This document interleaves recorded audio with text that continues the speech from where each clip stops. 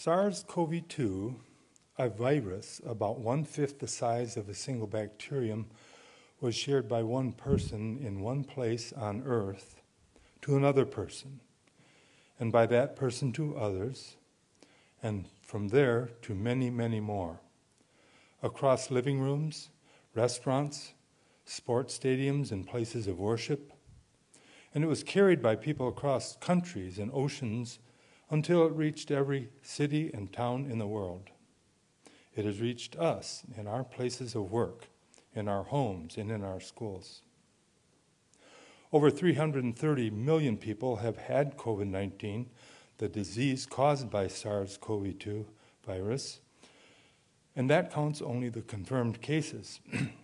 Add to those people the billions who have experienced the death of family members, job loss, emotional stress, and dislocated lives, and we can see that most of Earth's people have been touched by COVID.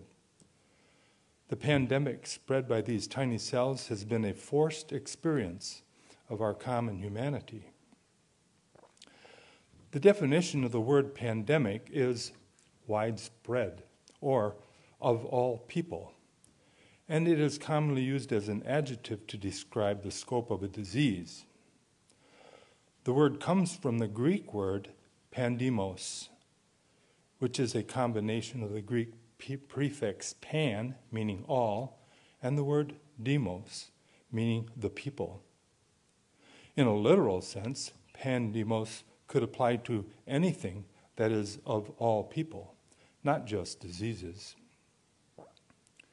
Presently, we are strikingly aware of events and realities that are pandemos, that are part of the lives of all people.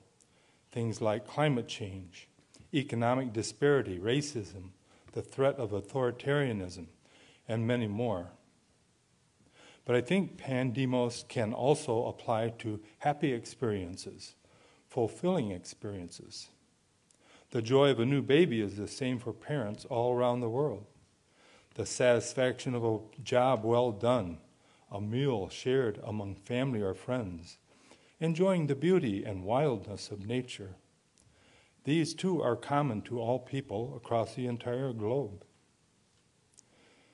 In the 21st century, awareness of our common humanity seems to come to us by sheer force of events, but it can also come to us by our own choice. In an age of mass communications, we can consciously choose to learn about our common experiences and to learn about our differences too. Probably, awareness of our common humanity, both in ways that are painful and in ways that are uplifting, helps us gain spiritual maturity. But of course, if we are to be of any benefit to other humans, we will not be content with awareness. We will feel the need to act. Martin Luther King Jr. said, "An individual has not started living until he can rise above the narrow confines of his individual concerns to the broader concerns of all humanity." We at C3 have stated that we are a values-based community, and the first half of this year, Kent is discussing one of our 6 values each month. This month's is common humanity.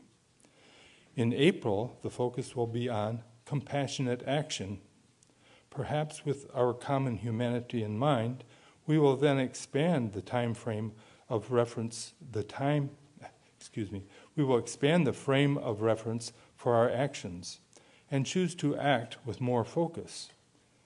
Of course, we are all taking some compassionate actions of some sort today, but we don't have to wait until then to do a little more. Namaste.